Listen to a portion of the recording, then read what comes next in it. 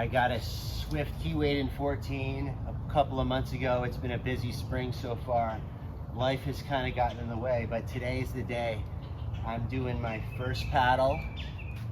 This is the Carbon Fusion layup. It has the Textreme outer layer. And today I'm going to give it a spin. I've brought a carbon fiber 48-inch single blade paddle with me. I have a 210 centimeter Lendal Storm. I have a 230 centimeter double blade paddle and a 250 centimeter double blade paddle. I'm going to be giving them all a try today and give you my first impressions and review this boat. So let's take a little look.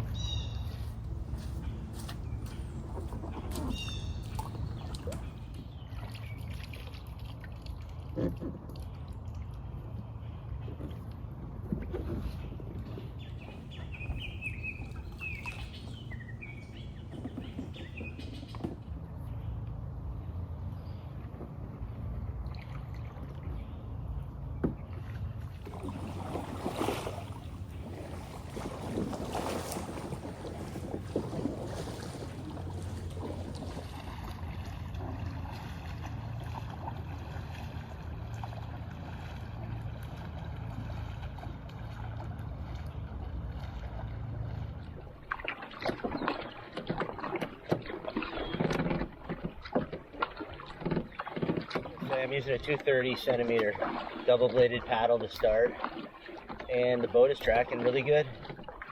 You know, I'm not really giving much effort towards steering the boat straight. If I really focus on my stroke, I can dial it in even more.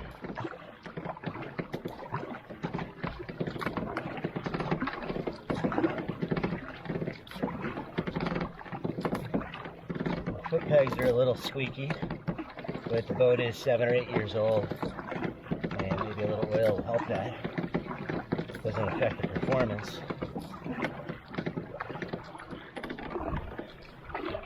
I have to admit, it's not as fast as I would have expected.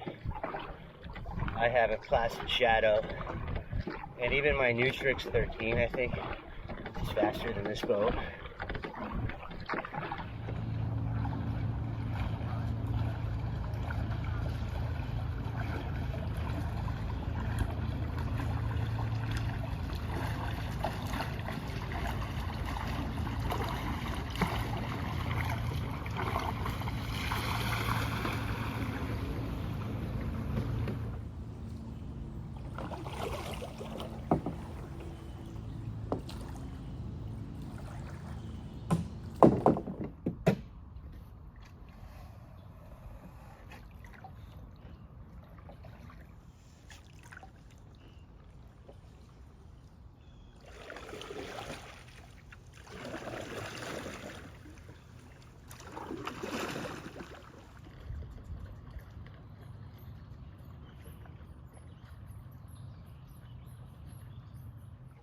So I just switched to my Lendal Storm. This is a 205 that can be extended to 210. I usually paddle around 208 with my shadow. I have this fully extended at 210 centimeters. Let's see what this does.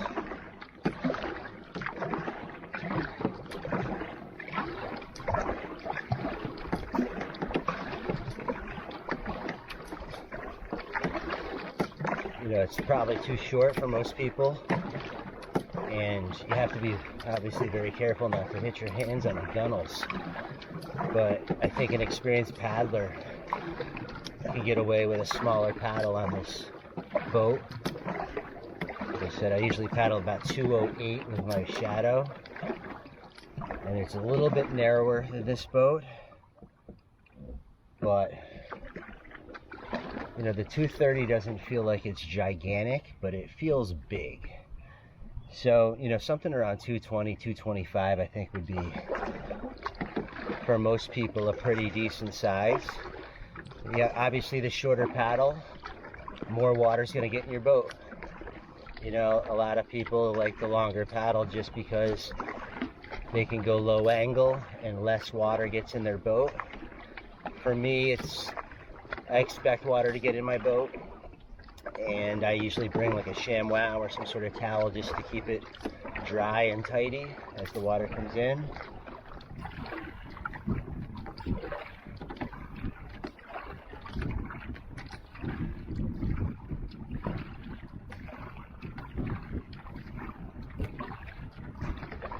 Keewaydin's pretty cool, and I gotta say, I was looking for a Swift.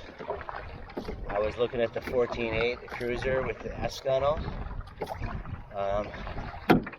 but this boat doesn't need to go fast, but it can carry a load, and I think my dog would actually like this boat.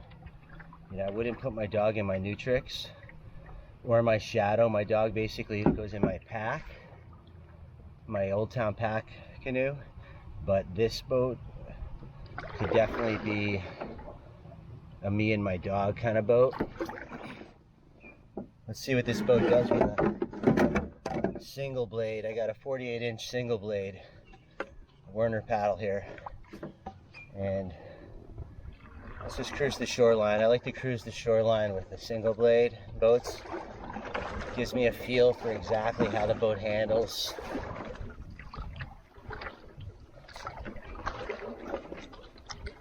.48 inches is pretty decent size. I'm up just under 6 feet, and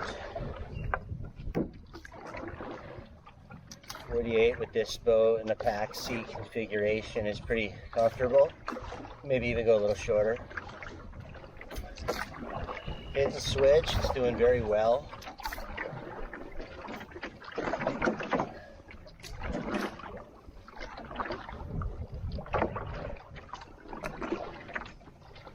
Yeah, Keewaydin 14 is fun with a single blade also.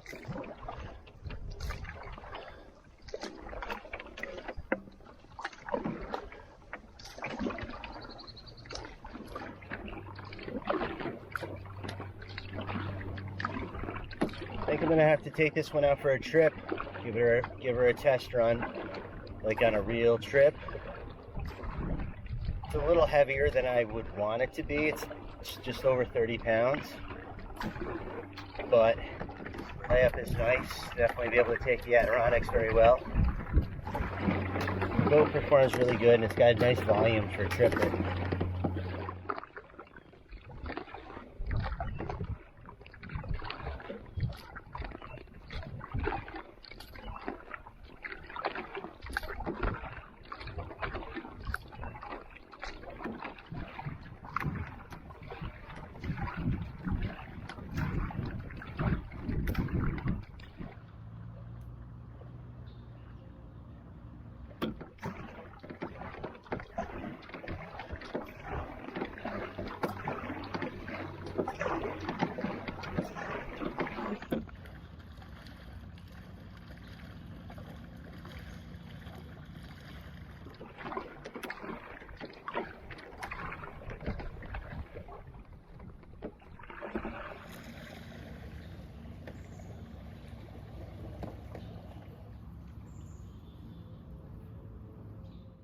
Alright, so I'm just getting back from my first paddle with my new to me Swift Keewaydin 14. This is the pack boat configuration, as I've already mentioned.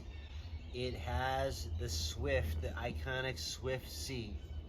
This is known as one of the most comfortable seats that you can have in the pack boat.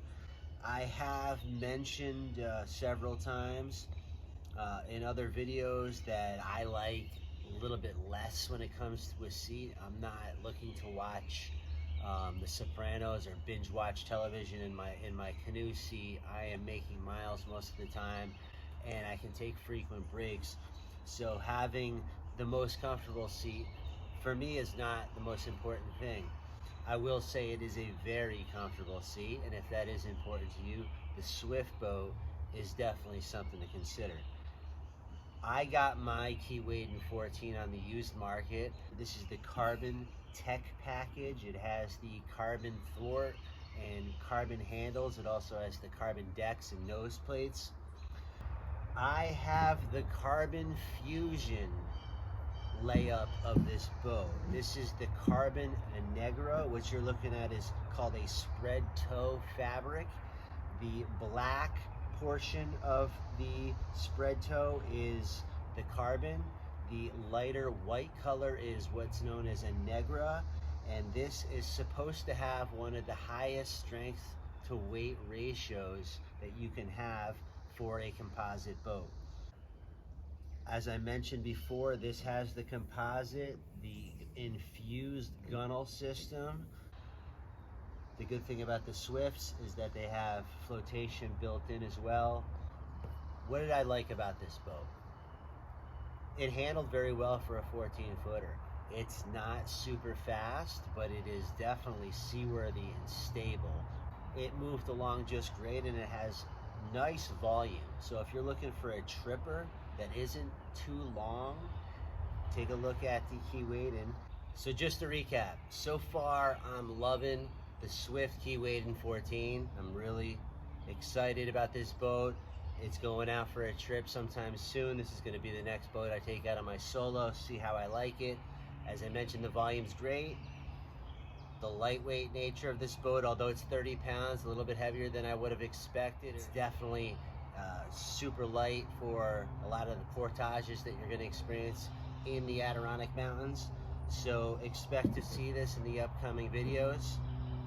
Lastly, I want to thank you guys again so much for watching Adirondack Adventures. I can't believe how many people enjoy the content that has been coming out. If you like the content, give me a thumbs up. Don't forget to hit that subscribe button. A lot of you guys haven't hit the subscribe button. And stay tuned. There's a lot more in the pipeline.